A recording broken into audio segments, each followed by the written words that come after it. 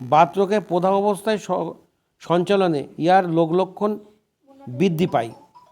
রোগী কিন্তু মাংসপেশী এবং স্নায়বিক ধরনের বেদনায় মেডোনিয়ামের রোগী বরং সঞ্চালনে উপশম বোধ করে। গনোরিয়া তরুণাবধি চাপা পড়িলে অধিকাংশ ক্ষেত্রেই মেডোনিয়াম সমলক্ষণে কোমরে এবং পায়ের তলায় ব্যথা, বুঝলি তো? এই পায়ের তলায় ব্যথা রুটা এবং সাইলেসিয়া, না রুটা এবং সাইলেসিয়া এই দুটো ওষুধে পায়ের তলায় ব্যথা হয়। অ্যান্টিমকুটের কুলাটির জন্য ব্যথা হয়।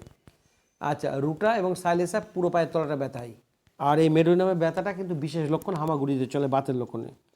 সর্বদৈহিক লক্ষণে শিশু, বয়স্ক, স্ত্রী, পুরুষ সকল প্রকার রোগীর ক্ষেত্রে মেডোনিয়াম প্রয়োগ করিতে হইলে যে লক্ষণ অবশ্যই বর্তমান থাকা প্রয়োজন, বাহ্য দেহটি ঠান্ডা থাকা সত্ত্বেও সর্বসময়ের জন্য বাতাসের জন্য অভিলাষ।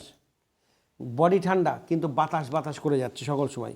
হাতে পায়ে জ্বালা, আচ্ছাদন অসহ্য, বাতাস চাই, বিশেষ করিয়া পাখার বাতাস পাইতে আকাঙ্ক্ষা, অথচ সামান্য ঠান্ডা বায়ু প্রবাহে সহ্য করতে পারে না। ঠান্ডা বাতাসে কিন্তু বায়ু প্রবাহ সহ্য করতে পারে না, অর্থাৎ শীত কাতরতা। গলদেশে প্রচুর ঘর্ম, গলায় প্রচুর ঘাম। এটা মনে রাখবি তো, গলদেশে প্রচুর ঘর্ম, গলায়, শুনেছিস? গলায় প্রচুর ঘাম হয় মেডোনিয়ামের। উৎকণ্ঠাপূর্ণ অবস্থায় হাতের এবং পায়ের তলে এবং বগলে ঘর্ম নির্গমন। হাতে, পায়ের তলা, বগল এবং গলা। হাতে, পায়ের তলা, হাতের তলা, পায়ের তলা, বগল এবং গলায় প্রচুর ঘাম। ঘর্মে সে ভিজা ঠান্ডা আবহাওয়ায় পাহাড় পর্বত অঞ্চলে সূর্যোদয় হইতে সন্ধ্যা পর্যন্ত রোগ লক্ষণে বৃদ্ধি এবং প্রাতঃকালে সর্বাধিক বৃদ্ধি এবং সন্ধ্যার আগমনে মানসিক প্রফুল্লতা। সারাদিন বাড়ে, সন্ধ্যের পর থেকে কমে যায়। বগলে ঘামে, পায়ের তলায় ঘামে এবং গলা ঘামে। বগলের ঘাম এবং পায়ের পাতার ঘাম দুর্গন্ধ। কোন ওষুধ? না না না না না, পেট্রোলিয়াম। আরে ভালো করে শোন, আন্দাজে বললেন বগলের ঘাম দুর্গন্ধ। বগলের ঘাম স্পেসিফিক দুর্গন্ধ পেট্রোলিয়াম, আর পায়ের পাতার ঘাম দুর্গন্ধ পেট্রোলিয়াম। এটা বিশেষ লক্ষণ। পায়ের তলার ঘাম বলেছি, পায়ের পাতার ঘাম। সর্বদৈহিক শুষ্কতা, আচ্ছা, সত্ত্বেও সামান্য বাতাস পাইবা অভিলাষ। দেহ এবং পায়ের তলায় আচ্ছাদন সহ্য করতে অসহ্য, বিশেষ করিয়া পাখার বাতাস পাইতে অভিলাষ করে, মানে পায়ের তলায়ও ঠান্ডা বাতাস দিতে চাই। শীত কাতরতা, গলদেশে প্রচুর ঘর্ম। এটা আমি জানতাম না, এত পড়েছি মনে নেই, কিন্তু দেখেছিস গলায় প্রচুর ঘাম, আমি জানতাম না, জানতিস? গলায় ঘাম আমি জানতাম না, গলায় প্রচুর ঘাম এইটা জানতাম না। শুধু এই বইটা এতক্ষণ যা পড়ছি শুধু এইটা জানতাম না। গলায় প্রচুর ঘাম, উৎকণ্ঠা অবস্থায় হাতের এবং পায়ের তলায় ঘাম উৎকণ্ঠিত অবস্থায়, যখন সে টেনশন যাকে বলে এখনকার বর্তমান দিনে, চাপা উত্তেজনা, উৎকণ্ঠা, এই টেনশনের সময় হাতে পায়ের তলা ঘামে। বলে ডাক্তারবাবু পরীক্ষা টোকে দেওয়ার সময় হাতের তলা পায়ের তলা খুব ঘামছে আমার মেয়ের, এরা বলে না, এই টেনশন। আচ্ছা, রোগ লক্ষণের বৃদ্ধি, প্রাতঃকালে সর্বাধিক বৃদ্ধি এবং সন্ধ্যায় আনন্দ পায়, উৎফুল্লিত হয়েছে। সমুদ্র তীরে রোগ লক্ষণে উপশম। উপর হয়ে শুলে আরাম পাই। উপর হয়ে শয়ন অবস্থায় মাথার ওপর হস্তপদ্মে রাখিয়া চিত হইয়া শয়ন করা।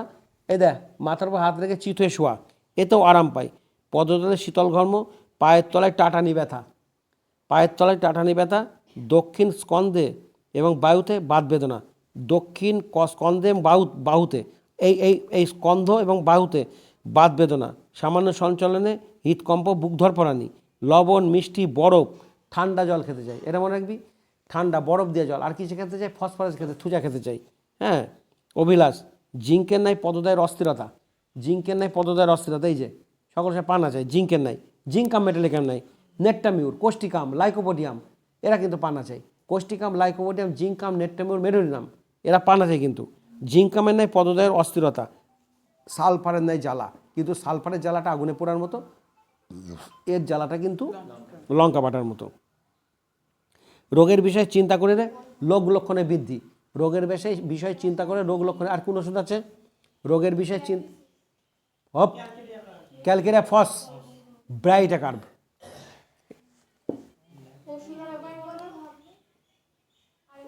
তোর মিউট করা আছে বলছে।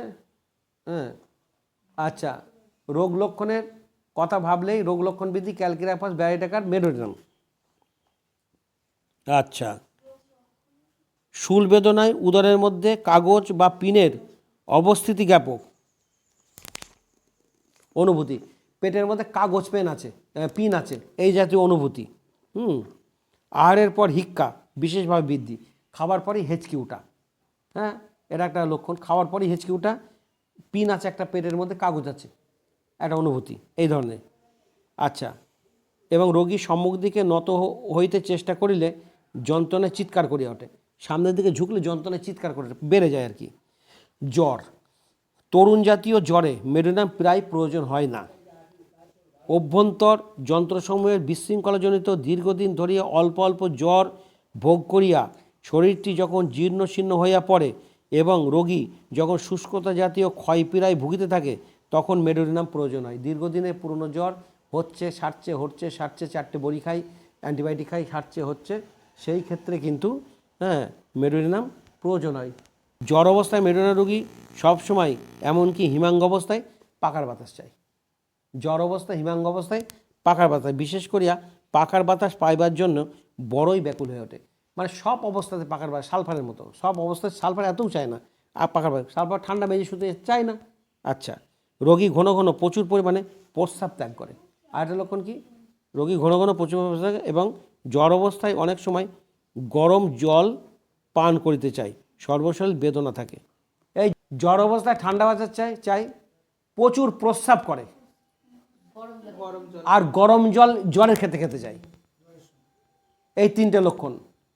জ্বর অবস্থায় প্রচুর বাতাস চাই, গরম জল মেডোরিনাম খায় না সাধারণত, জ্বরে খাই, আর ঠান্ডা বাতাসে বাতাস দিতে বলে সকল সময়, আর প্রস্রাব ঘন ঘন বেশি বেশি করে প্রস্রাব করে, এইটা জ্বরের লক্ষণ।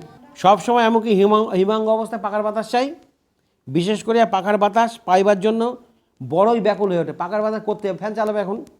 রোগী ঘন ঘন প্রচুর পরিমাণে প্রস্রাব ত্যাগ করে, ঘন ঘন ফসফরিক অ্যাসিডের মতো প্রচুর পরিমাণে প্রস্রাব ত্যাগ করে। জ্বর অবস্থায় অনেক সময় গরম জল খেতে চাই, অনেক সময় গরম জল খেতে চাই, সর্বশরীর বেদনা থাকে, সর্বশরীরে একটা ব্যথা থাকে।